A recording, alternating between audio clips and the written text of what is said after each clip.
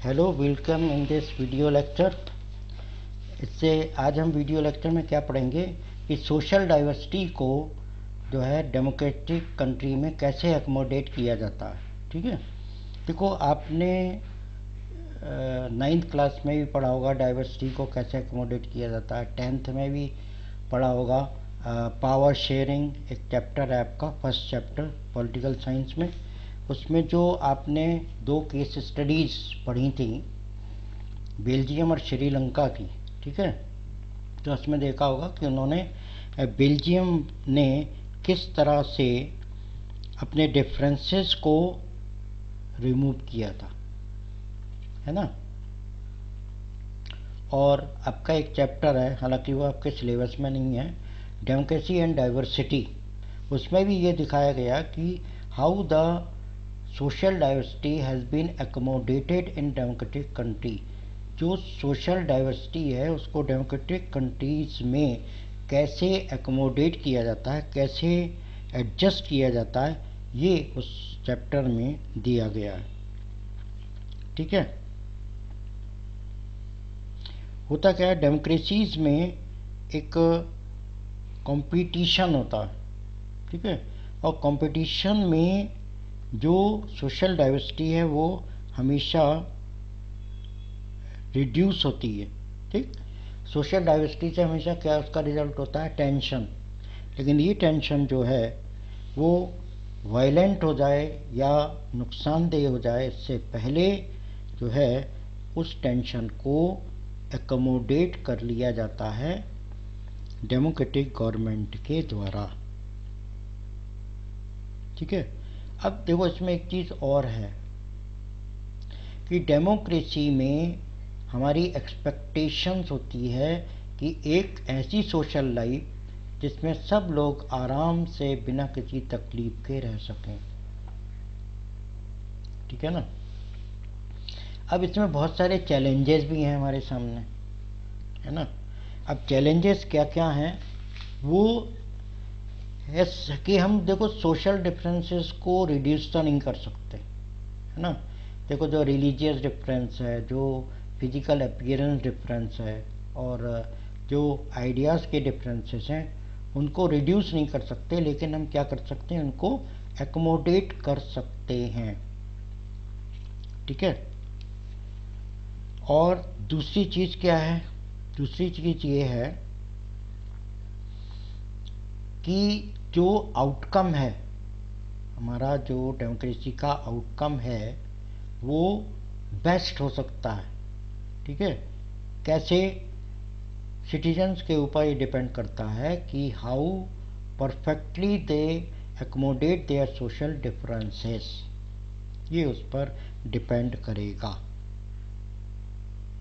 ठीक है, डेमोक्रेसी एक ऐसी कहना चाहिए एक फॉर्म ऑफ गवर्नमेंट है जिसमें सोशल डिफरेंसेस, डिविजन्स और कॉन्फ्लिक्ट जो हैं उनको कहना चाहिए कि हैंडल करने की एबिलिटी है। यानी जितने भी सोशल डिफरेंसेस हैं, जितने भी डिविजन्स हैं, जितने कॉन्फ्लिक्ट्स हैं, लड़ाई झगड़े हैं, उनको डेमोक्रेटिक गवर्नमेंट या डेमोक्रेसी में दूर किया जा सकता है।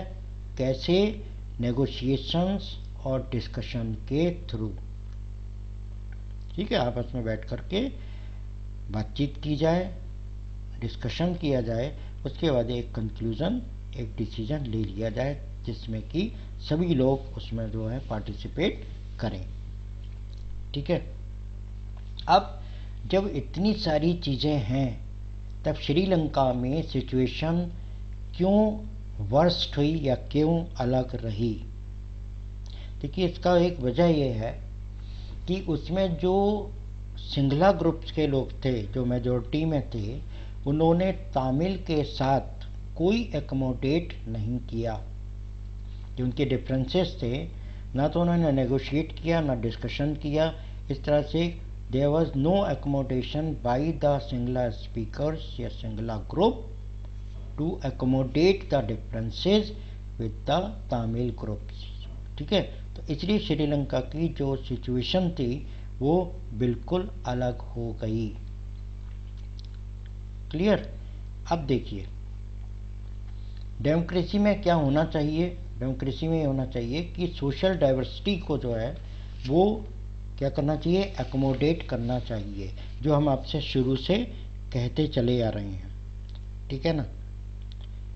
और डेमोक्रेसी जो है वो दो कंडीशंस जो हैं इसमें होती हैं इसको फुलफिल करने के लिए, ठीक है। दो कंडीशन इसको फुलफिल करने के लिए होती हैं, यानी कि जो आउटकम है वो वहाँ पर दो कंडीशंस होंगे। कौन सा outcomes, accommodation of the differences. पहली चीज, जो रूलर्स हैं वो रूल करें मेजॉरिटी ओपिनियन के साथ, ठीक है।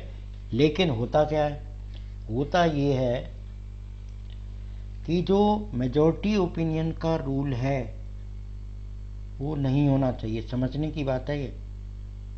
लेकिन श्रीलंका में ऐसा हुआ और इसलिए श्रीलंका में कंडीशन जो है वो खराब हो गई, ठीक है। तो मेजॉरिटी ओपिनियन का रूल नहीं होना चाहिए, बल्कि मेजॉरिटी को हमेशा माइनॉरिटी के साथ मिल करके काम करना चाहिए, ठीक है। एक बार फिर सुन लीजिए कि मेजॉरिटी जो है उसको रूल नहीं करना चाहिए अपनी ओपिनियन के द्वारा, या इसको अपने मेजॉरिटी का फ़ायदा नहीं उठाना चाहिए, जबकि मेजॉरिटी को हमेशा जो है माइनॉरिटी के साथ मिलकर कार्य करना चाहिए, ठीक है। अब देखिए मेजॉरिटी का जो है क्या रेफरेंस है। मेजॉरिटी का रेफरेंस ये है कि कम्युनिटी में रिलीजन, रेस और लिंग्विस्टिक ग्रुप, ठीक है। ऐसा मेजॉरिटी का रूल नहीं होना चाहिए जो कम्युनिटी, रिलीजन, रेस और लिंग्विस्टिक ग्रुप पर बेस्ड हो, ठीक है। और ये सारी चीज़ें आपने अगर पावर शेयरिंग चैप्टर ध्यान से पढ़ा है तो उसमें ये तीनों चीज़ें पाई जाती थी, ठीक है। जो सिंधा कम्युनिटी थी, रिलीजन था, रेस था, सिंगला लिंग्विस्टिक ग्रुप था, है ना। तो इसने जो है अपने मेजॉरिटी का फ़ायदा उठाया, ठीक है। तो होना क्या चाहिए कि डिफरेंट पर्सन्स या ग्रुप जो हैं उनको मेजॉरिटी में होने का चांस मिलना चाहिए, ठीक है। यानी कि हर ग्रुप का, हर रिलीजन का, हर रेस का जो है या हर कम्युनिटी को मेजॉरिटी में होने का चांस मिलना चाहिए, यानी कि एवरी कम्युनिटी, रिलीजन, रेस और linguistic group must given the chance to become in majority to form the government, ठीक है। तो ये डिफरेंट ग्रुप्स ऑफ पर्सन्स के हो सकते हैं। डेमोक्रेसी तब तक रह सकती है जब तक every citizen should must given a chance of being majority for some time। और अगर ऐसा नहीं होता है तब डेमोक्रेटिक रूल वहां पर खत्म हो जाता है, ठीक है। बात समझ में आ गई होगी आपके। और अब हमारा जो नेक्स्ट टॉपिक है वो है dignity and freedom of the citizens, ठीक है। ये इसका बड़ा ही इम्पोर्टेंट टॉपिक है।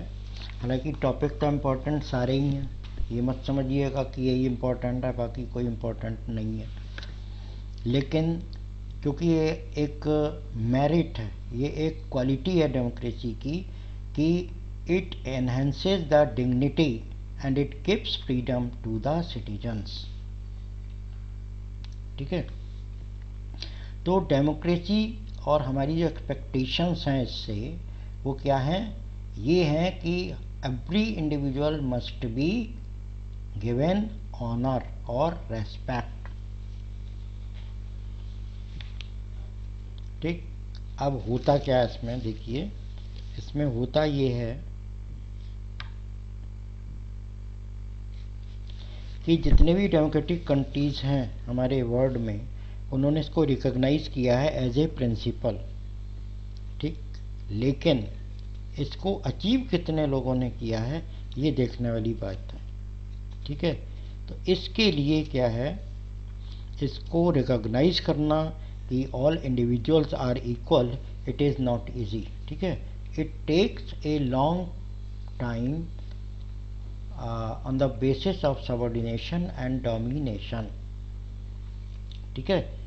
बहुत लंबे समय तक ये चीज़ें चलती हैं। जैसे अपने एग्जाम्पल में दिया है कि वुमेन की डिग्निटी मेल डोमिनेटेड सोसाइटी में क्या है, आप भी समझते होंगे। Women have no dignity at it must be in male dominated society, ठीक है। अब इसमें सवाल ये उठता है कि वुमेन ने बहुत समय तक स्ट्रगल किया, बहुत लंबी लंबी स्ट्रगल किए, ठीक है, और तब जा कर के अब वुमेन की तरफ ध्यान दिया जा रहा है। आजकल आप रोज़ पेपर में देख रहे होगे, पढ़ भी रहे होगे, है ना।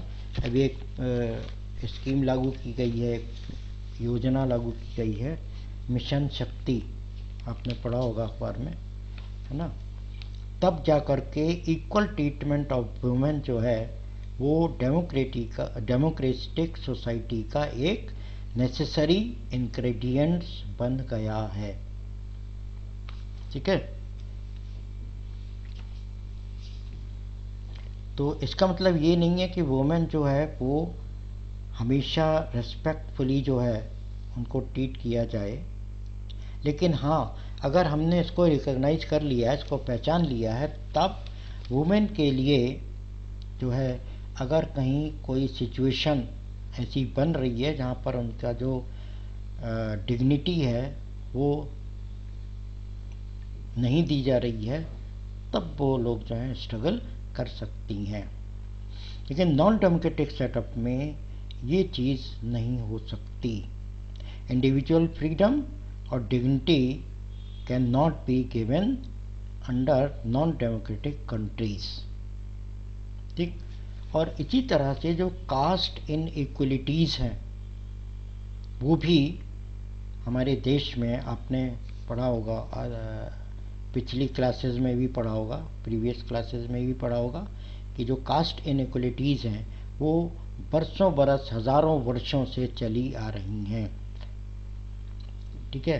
लेकिन इंडिया में जब से डेमोक्रेसी आई तब से डिसएडवांटेज और डिस्क्रिमिनेटेड कास्ट को इक्वल स्टेटस और इक्वल अपॉर्चुनिटी दी गई है, ठीक है।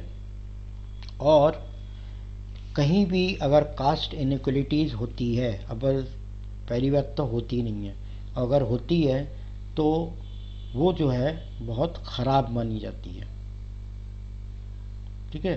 तो इस तरह से जो राइट टू इक्वलिटी एक डेमोक्रेटिक राइट दिया गया है सिटीजन्स को, तो वो इसकी वैल्यू दिखाता है कि every people can not be discriminated on the basis of their caste and birth, ठीक है।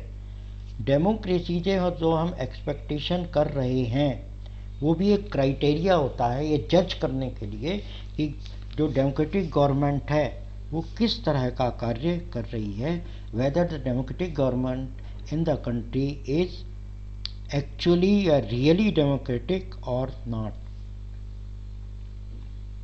इसमें एक और चीज़ है जो मैं आपको ध्यान में लाना चाहता हूँ कि democratic government examination never gets over, ठीक है।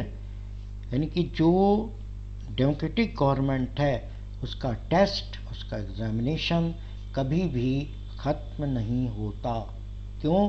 Because the people aspects more and more with the democratic government. When democratic government fulfills their expectation, then next expectation arise and next expects people with the democratic government. कहने का मतलब ये हुआ कि जो democratic government है उसका जो टेस्ट है, उसका जो उससे जो एक्सपेक्टेशंस हैं वो कभी ख़त्म नहीं होती।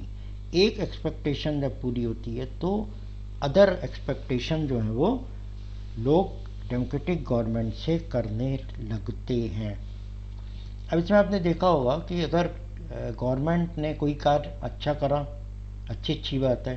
अगर गवर्नमेंट ने का कोई ऐसी प्लानिंग है या कोई ऐसी पॉलिसी है जिससे कि लोगों को नुकसान हो रहा है, लोग परेशान हो रहे हैं, तब क्या होता है, लोग कंप्लेंट करते हैं गवर्नमेंट के बारे में। ठीक है, तो इस तरह से डेमोक्रेसी की सक्सेस का एक ये क्राइटेरिया है कि how much the democratic government is successfully fulfilling the expectations of the people in the society. ठीक है, इसमें एक चीज़ और आएगी आपकी कि पब्लिक एक्सपेक्टेशन, यानी कि जो पब्लिक एक्सपेक्ट करती है और अगर वो कंप्लीट ना हो या डेमोक्रेटिक गवर्नमेंट उसको फुलफिल ना करे, तब उसका रिजल्ट क्या होता है? उसका रिजल्ट ये होता है कि पब्लिक अपने डिससेटिस्फेक्शन को दिखाती है, एक्सप्रेस करती है। ठीक है, और ये लोगों को क्या करती है, एक अवेयर सिटीजन्स के फॉर्म में चेंज कर देती है।